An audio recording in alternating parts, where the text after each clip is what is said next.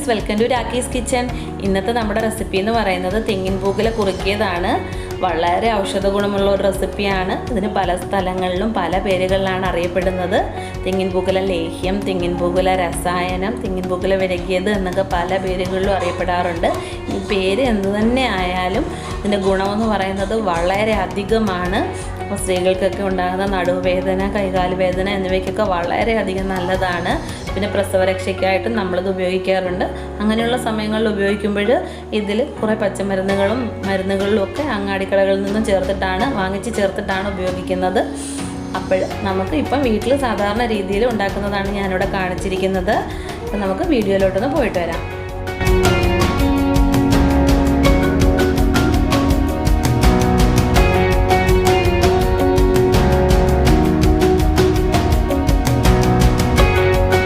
ഇപ്പോഴും ഞാൻ ഈ ഒരു തെങ്ങിന്റെ പൂക്കുലയുടെ രസായനം തയ്യാറാക്കാനായിട്ട് ഈ ഒരു തെങ്ങിൻ പൂക്കുലയാണ് എടുത്തിരിക്കുന്നത്.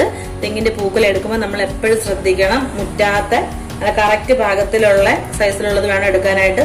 ഓരോന്നുള്ള ഈ മണികൾ ഇങ്ങനെ എടുത്തിട്ട് ഒന്ന് പ്രസ് ചെയ്ത് നോക്കുമ്പോൾ അത് നന്നായിട്ട് ഉടഞ്ഞു വരണം.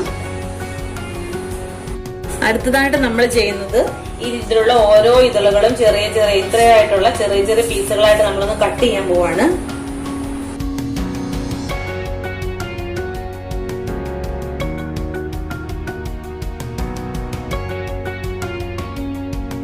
അപ്പോൾ കട്ട് ചെയ്തെടുക്കുന്നതിനായിട്ട് ആദ്യം നമ്മൾ ആ തെങ്ങിന്റെ പൂക്കുലയിൽ നിന്നും നമുക്ക് ആവശ്യമുള്ള ഭാഗം നമ്മൾ മുറിച്ച് മാറ്റിയിട്ടുണ്ട്. ഈ ഭാഗം എന്ന് പറയുന്നത് നമുക്ക് ആവശ്യമില്ല, ഇത് മുറ്റിയ ഭാഗമാണ്. ഇത് നമ്മൾ എടുക്കുന്നില്ല, നമ്മൾ കളയുവാണ്.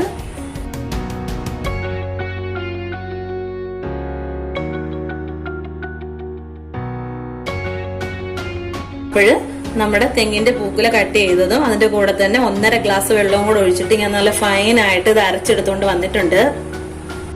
അടുത്തതായിട്ട് നമുക്ക് വേണ്ടുന്നത്, ഞാനിവിടെ എടുത്തിരിക്കുന്നത് ഒരു 400 ഗ്രാമിന്റെ ഒരു കരിപ്പെട്ടിയാണ്. ആ കരിപ്പെട്ടി നന്നായിട്ട് പാനിയാക്കി വെച്ചിട്ടുണ്ട്. അതിലോട്ട് 1 ഗ്ലാസ് വെള്ളം ഒഴിച്ചാണ് പാനിയാക്കി വെച്ചിരിക്കുന്നത്.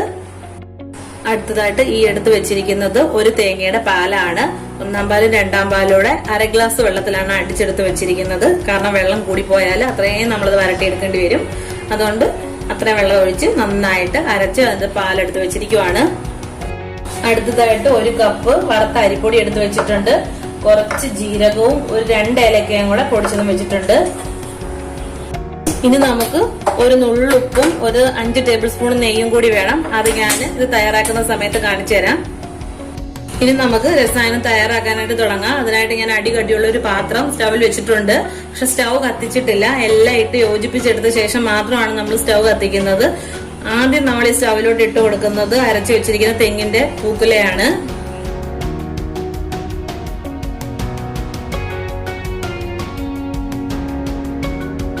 അടുത്തതായിട്ട് ഞാൻ ചേർത്ത് കൊടുക്കുന്നത് ശർക്കരപ്പാനി അരിച്ചു വെച്ചിരിക്കുന്നതാണ്. അത് മുഴുവനായിട്ട് ചേർത്ത് കൊടുക്കുന്നുണ്ട്. നമ്മൾ ചേർത്ത് കൊടുത്തിരിക്കുന്നത് ശർക്കരപ്പാനി അല്ല, കരിപ്പൊട്ടിപ്പാനിയാണ്. നന്നായിട്ടൊന്ന് ഇളക്കി യോജിപ്പിക്കാം.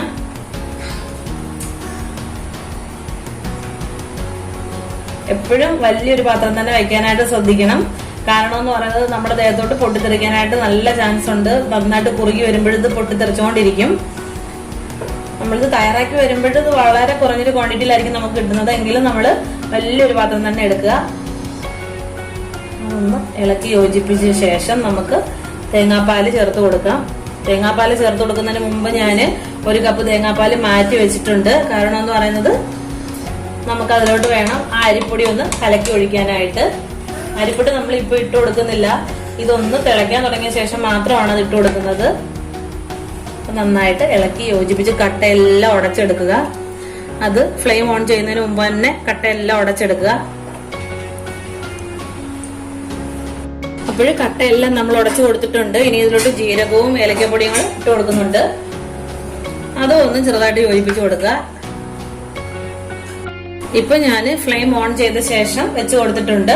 ഇനി ഇത് ഇളക്കി കൊടുക്കുക. നന്നായിട്ട് ഇളക്കിക്കൊണ്ടിരിക്കുക. ഒട്ടും അടുക്കി പിടിക്കാൻ സമ്മതിക്കരുത്. ഒന്ന് തിളച്ച ശേഷം അരിപ്പൊടിയും കൂടെ ചേർത്ത ശേഷം മാത്രം നമുക്ക് നെയ്യ് ഒഴിച്ച് കൊടുത്താൽ മതി. അതും കൂടി ശ്രദ്ധിച്ചേക്കണം.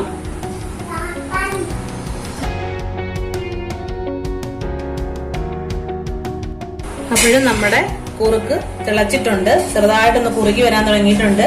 ഈ സമയത്ത് നമ്മൾ ചേർത്ത് കൊടുക്കുന്നത് നമ്മുടെ അരിപ്പൊടി തേങ്ങാപ്പാലിൽ ഒന്ന് കലക്കിയതാണ്, അതുകൂടി ചേർത്ത് കൊടുക്കാം.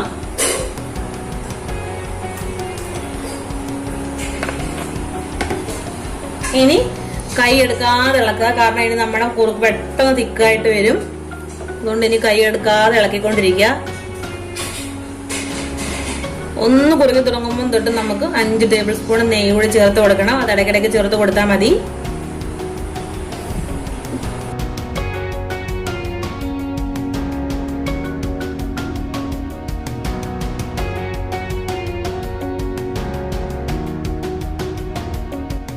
അപ്പോഴ് നമ്മുടെ കുറുക്ക് ഇവിടെ നല്ല കറക്റ്റ് ആയിട്ട് വന്നിട്ടുണ്ട്. അടിയിൽ നിന്നെല്ലാം വിട്ട് വരുന്നുണ്ട്. നന്നായിട്ട് നെയ്യൊക്കെ തെളിഞ്ഞു വന്നിട്ടുണ്ട്. ഞാനൊരു 3/4 മണിക്കൂറോളം കൈയെടുക്കാതെ ഇത് നന്നായിട്ട് വരട്ടിയെടുത്തതാണ്. അപ്പൊ വീട്ടില് ചേട്ടനോ മക്കളൊക്കെ ഉണ്ടെങ്കിൽ അവരോടൊക്കെ പറഞ്ഞാല് അവരോടൊന്ന് ഹെൽപ്പ് ചെയ്യാൻ പറയുക. അപ്പൊ ഇവിടെ ആരുമില്ല, മോളും മോനൊക്കെ ഉറങ്ങി, ചേട്ടൻ ജോലിക്കും പോയി. അതുകൊണ്ട് ഞാൻ തന്നെ ചെയ്യേണ്ടി വന്നു. അപ്പോഴേ ഇനി ഇത് ഒരു പാത്രത്തിലോട്ട് നമുക്ക് മാറ്റാം. ഞാൻ കാണിച്ചു തരാം. അടിയിൽ നിന്നെല്ലാം നന്നായിട്ട് വിട്ട് വന്നിട്ടുണ്ട്. ഇതാണ് ഇതിന്റെ കറക്റ്റ് പരുവെന്ന് പറയുന്നത്. ഇനി നമുക്കിത് വേറൊരു പാത്രത്തിലോട്ട് മാറ്റാം. അപ്പോൾ നല്ല പെർഫെക്റ്റ് ആയിട്ട് തന്നെ ഞാൻ തയ്യാറാക്കി എടുത്തിട്ടുണ്ട്. നമുക്കിതൊരു പരന്ന വല്ല പാത്രത്തിലൊക്കെ ഒഴിച്ചു വെച്ച് കഴിഞ്ഞാൽ തണുത്ത ശേഷം നമുക്കിത് കട്ട് ചെയ്തിട്ട് തന്നെ ഓരോ പീസായിട്ട് കഴിക്കാവുന്നതാണ്. ഞാനിപ്പോൾ ഒരു ഗ്ലാസിന്റെ ബൗളിലോട്ടാണ് ഇത് മാറ്റി വെച്ചിരിക്കുന്നത്. അപ്പോൾ എല്ലാവരും ഒന്ന് തയ്യാറാക്കി നോക്കുക. ഈസി ആണെന്ന് ഞാൻ പറയില്ല, കാരണം ഇത് ഇളക്കി എടുക്കുന്നത് വളരെ നല്ലൊരു ജോലി തന്നെയാണ്. എങ്കിലും നമുക്ക് നടുവേദനയ്ക്കായാലും കാല് കൈ വേദനകൾക്കൊക്കെ വളരെ ഫലപ്രദമായിട്ടുള്ള ഒരു ഔഷധമായിട്ടാണ് ഇതിനെ കാണുന്നത്. അപ്പോൾ കൂമ്പ് കിട്ടുന്ന അവസരത്തിൽ ഇതെല്ലാവരും ഒന്ന് തയ്യാറാക്കി നോക്കുക. അതായത് തെങ്ങിൻ പൂക്കുല കിട്ടുന്ന അവസരത്തിൽ എല്ലാവരും ഇതൊന്ന് തയ്യാറാക്കി നോക്കുക. തയ്യാറാക്കി നോക്കിയിട്ട് ഇഷ്ടപ്പെടുവാണെങ്കിൽ ലൈക്ക് ഷെയറും കമന്റും ചെയ്യുക. സബ്സ്ക്രൈബ് ചെയ്യാത്ത ആരെങ്കിലും ഉണ്ടെങ്കിൽ ഒന്ന് സബ്സ്ക്രൈബ് ചെയ്ത് സപ്പോർട്ട് കൂടി ചെയ്തേക്കണേ. അപ്പോൾ ഇനി നാളെ നല്ലൊരു വീഡിയോയുമായിട്ട് കാണുന്നിടം വരേക്കും താങ്ക് യു.